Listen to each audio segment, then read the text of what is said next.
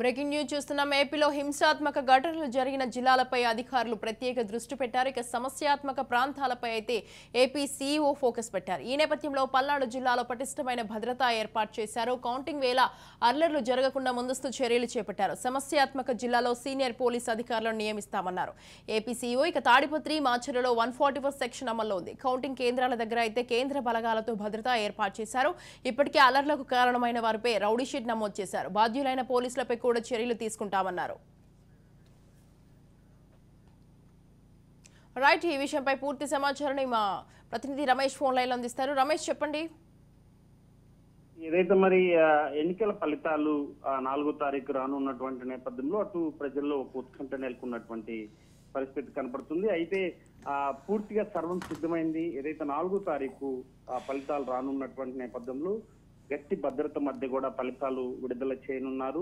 అటు జిల్లా ఎస్పీలు, జిల్లా కలెక్టర్ల సమన్వయంతో కూడా పూర్తి స్థాయిలో ఎన్నికల కమిషన్ ఇచ్చినటువంటి ఆదేశాల మేరకు కూడా ఏర్పాట్లు అయితే పూర్తి స్థాయిలో సిద్ధమయ్యాయని చెప్పుకోవచ్చు. ఈ నేపథ్యంలోనే ఈరోజు దేశవ్యాప్తంగా 7 విడతలు ఎన్నికలు జరుగుతున్నటువంటి నేపథ్యంలో ఖచ్చితంగా ఈరోజు మరి తుది విడత చెప్పుకోవచ్చు. మొత్తం 57 రాష్ట్రంలో 57 లోక్సభ స్థానాలకి ఎన్నికలు జరుగుతుంది. అదేవిధంగా 42 అసెంబ్లీ స్థానానికి సంబంధించి ఒరిస్సాలో కూడా ఎన్నికలు జరుగుతుంది. ఈ రోజు 6 గంటల వరకు కూడా ఎన్నికలు జరగనున్నాయి. ఈ నేపథ్యంలోనే 6:30 తర్వాత ఏదైతే మరి ఇప్పటి వరకు జరిగినటువంటి ఎన్నికల పైన ఎగ్జిట్ పోల్స్ ఫలితాల పైన ఒక ఉత్కంఠ అయితే నెలకొంది. అటు పోటీ చేసినటువంటి అభ్యర్థులు కానీ అటు ప్రజల్లో ఉత్కంఠ నెలకొన్నటువంటి అవకాశం అయితే ఖచ్చితంగా కనపడుతుంది. 6 ఎలక్షన్ కమిషన్ ఇచ్చినటువంటి ఆదేశాల మేరకు ఎగ్జిట్ పోల్స్ ముందస్తుగా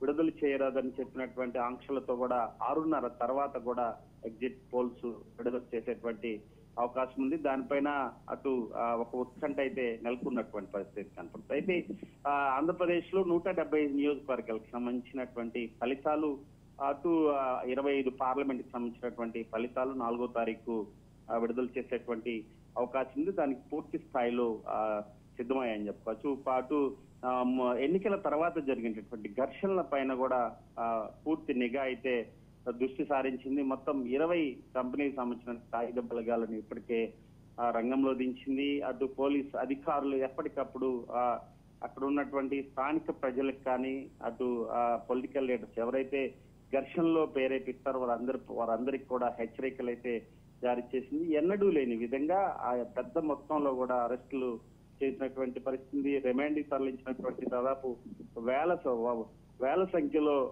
దాదాపు 1200 మంది ఒక పల్నాడు ప్రాంతం నుంచే మరి అరెస్ట్ చేసినటువంటి సందర్భాలు ఉన్నాయి. రిమాండ్ తరలించిన జైలు కూడా పట్టినటువంటి పరిస్థితి కనపడుతుంది. కానీ స్వాతి ఖచ్చితంగా పోలీసులు చేస్తున్నటువంటి వ్యవహారం ముందస్తు చర్యలు తీసుకోవడంలో పూర్తిగా విఫలమైనటువంటి అధికారులు దిద్దుబాటు చర్యలు అయితే జరుగుతున్నాయని చెప్పుకోవచ్చు. మరి ఎన్నికల తర్వాత 13వ తారీఖు జరిగినటువంటి ఎన్నికల తర్వాత జరిగినటువంటి ఘర్షణలు, హింసలు అటు రాష్ట్ర వ్యాప్తంగా సంచలనం అవటం, సెంట్రల్ సిఇసి సీరియస్ అవటం, అటు ఎన్నికల కమిషన్ కొంతమంది అధికారుల పైన వెయిట్ వేయటం, సస్పెన్షన్ వెయిట్ వేయని బదిలీ వెయిట్ చేసినటువంటి సందర్భాల్లో ఖచ్చితంగా పోలీసులు చూపిస్తున్నటువంటి అమాయకుల్ని బలి చేస్తున్నారు. మరి ఒక గురిజాల ప్రాంతంలో నిన్న మనకి వచ్చినటువంటి సమాచారం, గురిజాల ప్రాంతంలో దాదాపు 400 మందిని అరెస్ట్ చేసి రిమాండ్ తరలించినట్టే చాలా ఘోరమైన పని అని చెప్పుకోవచ్చు. ఎందుకంటే ఇంత పెద్ద మొత్తంలో అమాయకులను కూడా బలి చేస్తున్నటువంటి పరిస్థితి, ఫ్యామిలీలు ఊళ్ళు వదిలిపెట్టి వెళ్ళిపోతున్నటువంటి పరిస్థితి పల్నాడులో. కేవలం ఘర్షణలో పాల్గొన్నటువంటి ఆ 10 మందిని లేక ఒక 20 మందిని పెట్టాల్సినటువంటి అధికారులు ఇష్టారాజ్యంగా వారికి చేతిలో అధికారం ఉందని చెప్పి ఇష్టారాజ్యంగా కూడా మరి కేసులు నమోదు చేయటం, అదేవిధంగా రౌడీ షీట్ దాదాపు 200 మంది పైన రౌడీ షీట్ ఓపెన్ చేయడం. మన పల్నాడు జిల్లా మొత్తంలోనే దాదాపు 500 మంది పైన రౌడీ షీట్ ఓపెన్ చేశారంటే పోలీసులు అధికారాన్ని ఎంత దుర్వినియోగం చేస్తున్నారో అర్థం చేసుకోవచ్చు. ఎందుకంటే ఎలక్షన్ కమిషన్ ఇచ్చినటువంటి నిబంధనలు ముందస్తు పాటించడంలో పూర్తిగా విఫలమైనటువంటి అధికారులు మరి వారి లాండ్ ఆర్డర్ కోసం అటు అమాయకులు కూడా బలి చేస్తున్నారంటూ కూడా అటు ప్రజా సంఘాలు, రాజకీయ వర్గాలు తీవ్ర విమర్శలు అయితే వినిపిస్తున్నటువంటి పరిస్థితి. ఏదేమైనా 4వ తారీఖు జరుగుతున్నటువంటి ఫలితాలపైన ఎలాంటి అవాంఛనీయ సంఘటనలు జరగకుండా ముందస్తు జాగ్రత్తలు తీసుకోవడానికే ఈ విధమైన చర్యలు తీసుకోవడానికి ముందుకు వెళ్తామని చెప్పి మల్లికా ఖార్గే చెప్తున్నటువంటి నేపథ్యంలో మల్లికా ఖార్గే చేస్తున్నటువంటి అరెస్టుల పైన కూడా ఆమె పైన కూడా తీవ్ర విమర్శలు అయితే సోషల్ మీడియాలో వినిపిస్తుంది. పల్నాడు ప్రాంతాన్ని భూతద్దంలో చూపించి పల్నాడు ఇప్పుడు అటు దేశంలోనే ఒక బ్యాడ్ గా వినపడుతుందంటూ కూడా పదే పదే ఆమె చేస్తున్నటువంటి విమర్శలు అటు సోషల్ మీడియాలో ఆమె పైన తీవ్ర ట్రోల్ అయితే జరుగుతా ఉంది. ఏదైతే ఆమె పైన చేస్తున్నటువంటి ప్రచారాన్ని కూడా ఆమె మళ్ళీ వాళ్ళపైన కూడా అరెస్టులు చూపిస్తున్నటువంటి సందర్భాలు అయితే కనపడుతున్నాయి. అయితే ఏది ఏమైనా 4వ తారీఖు జరుగుతున్నటువంటి ఫలితాల కౌంటింగ్ పైన అధికారుల దృష్టి అంతా దానిపైన ఉంది.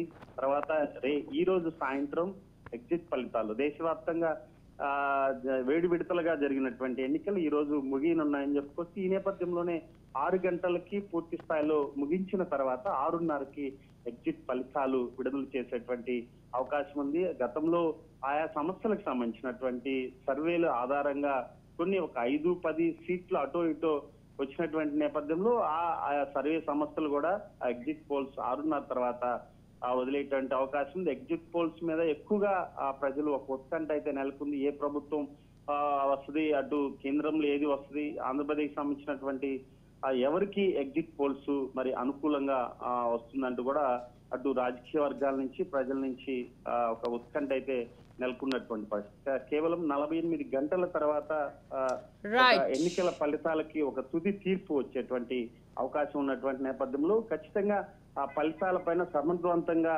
అందించే విధంగా కూడా అటు అధికారులు పూర్తి స్థాయిలో సమాయత్తమైన పరిస్థితి కనబడుతుంది. Right, thank you Ramesh, thanks for the details.